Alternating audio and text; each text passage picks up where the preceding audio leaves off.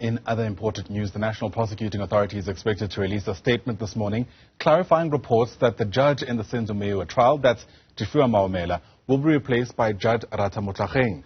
Now, Maumela was placed on suspension by President Cyril Ramaphosa last week following complaints after he failed to deliver several rulings within stipulated time frames. So what could this mean for this 9-year-long controversial trial, at least according to many people, and ultimately would it have to start from scratch? Let's bring in legal analyst, advocate Modidima Mannya, who joins us now via our video link. And it's lovely to have you on the program, so thanks very much indeed for your time. Once again, we're expecting the NPA to release some kind of statement, hopefully this morning, confirming if this were to be true. But if the judge was to be replaced in this manner, does that mean the trial has to start again?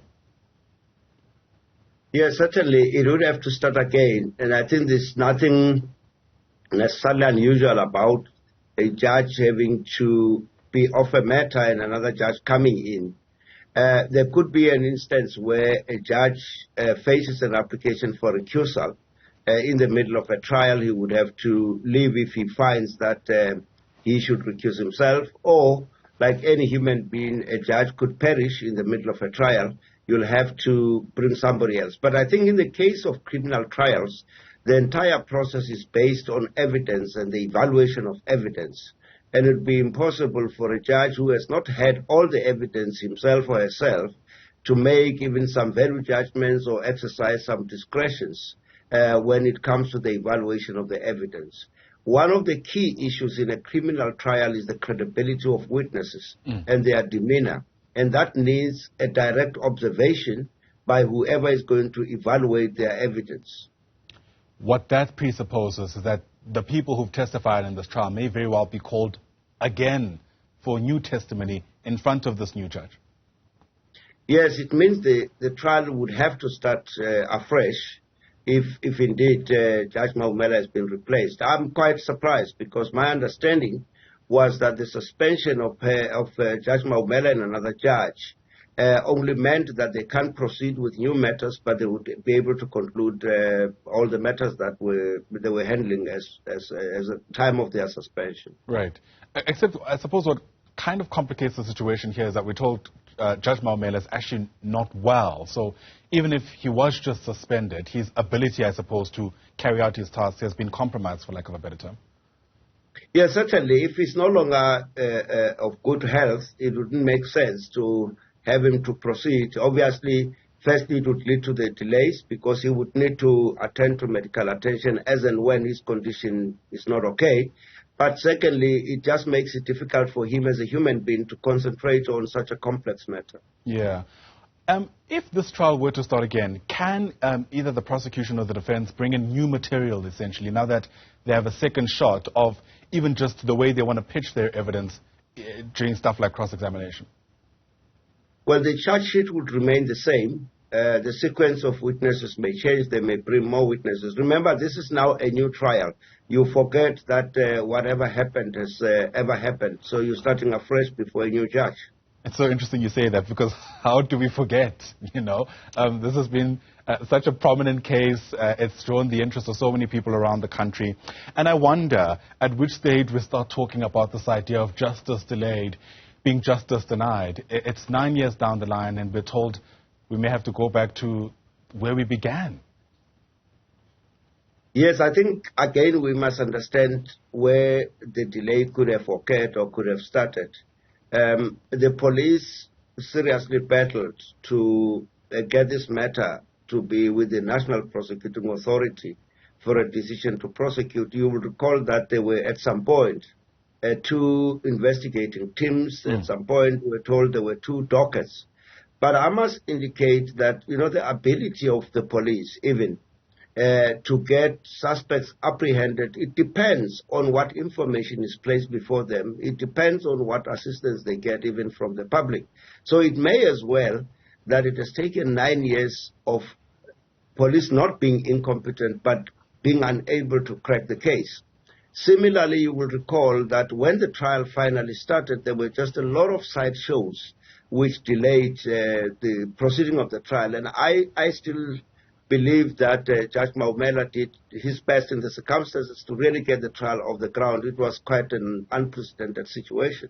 Yeah, and we should also not forget that there's a private prosecution leg of this trial as well. We understand, of course, that Gerinel and AfriForum, at least their private prosecution unit, is involved. In what ways are they affected by this, in a context where we know that they were hoping to get a stage where they too would be involved in the activities of court, so to speak? No, the private prosecution aspect was never going to be part of this. A private prosecution only occurs when the state declines to prosecute and they issue what we call a certificate nolle prosequi, that is a certificate not to prosecute. Then can a private prosecutor come in. What I think AfriForum and the private prosecution unit are doing are more or less keeping a watching brief, looking at whether things are happening the way they believe they should happen, and then to consider what options are available. And I think they are also advising the sisters. You'll recall that in addition to Advocate Gerinel of AfriForum, there's Mr. Tef, who keeps on cropping up, saying he's representing Senzo Meyiwa's brother. If you recall, the last time he was escorted out of court, he wanted to make an argument. But nobody gets involved in a public prosecution. If you do a private prosecution, it's when the state is not involved. Sure. To what extent can the accused also continue changing lawyers? Because we understand that's also another, issue that could further delay a matter which we now understand could start from scratch. There isn't any rule or law that says you can't change your lawyer at any given stage. Obviously, there are many reasons why you would change a lawyer. I mean, if I were to represent you and I were to perish, you would change your lawyer. If I were to be sick or unable to proceed, or a conflict of interest emerges in the middle of a trial, you could still be entitled to change. So there's no rule or law that says you can't change 15 times if you so wish. The difficulty, of course, is that it's not in their interest as well to keep on changing lawyers. You'll remember that in the past, a statement was made in court by their erstwhile lawyers, which the current lawyers sought to withdraw, to have expunged from the record, which Judge Maumela sort of declined.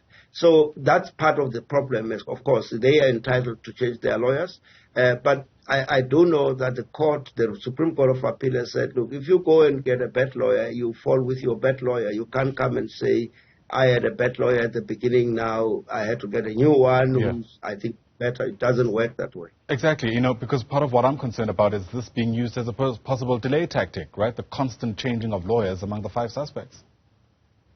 Yes, but you must also remember that often in criminal trials, especially when you have suspects who are already convicted and serving long life sentences, they've got nothing to lose. So they can and they would enjoy, because they are now prisoners, they would enjoy coming out of prison, coming to jail, appearing on TV, and their families see them. The difficulty is with those who have not been convicted yet and who are not serving sentences, because as you know, all the accused are in custody. They have been denied bail, and their freedom has already been limited. So it's not in their interest that they remain delaying if they are contributing to the delay, so that the matter can be concluded. Of course, they pleaded not guilty, which means that they are hopeful to be acquitted at the end of the trial. Yeah. Ratha Mokgoatlheng is the name that's been bandied about, Judge Mokgoatlheng, I should say, as a possible replacement for Judge Maumela.